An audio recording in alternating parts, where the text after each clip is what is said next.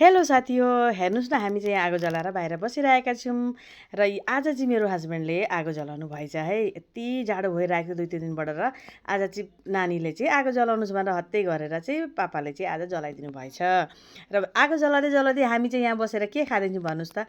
आज त पुस 15 अरे, पुस 15को दिन चाहिँ खिचडी खानुपर्छ अरे भनेर सबैले भिडियो अपलोड गर्नुभएको थियो र आमाले पनि आज चाहिँ खिचडी खानु है भनेर मलाई भन्नुभएको थियो र बिहान चाहिँ हामीले टाइम पाएनौँ र कता कता कता के काम गर्दै ठिक्क भएर अहिले राति चाहिँ हामी आगो जलाएर बाहिर बसेर खिचडी खाने भनेर चाहिँ मजा तातो भएर बसेर खिचडी खाइरहेका छौँ साथी हो। र हजुरहरूलाई पनि खिचडी खानु छ र आगो सेक्नु छ भने चाहिँ खुरुक्कै मेरो घरमा आउनुहोस् होला र हजुरहरूलाई चाहिँ एकदम वेलकम छ है साथी हो।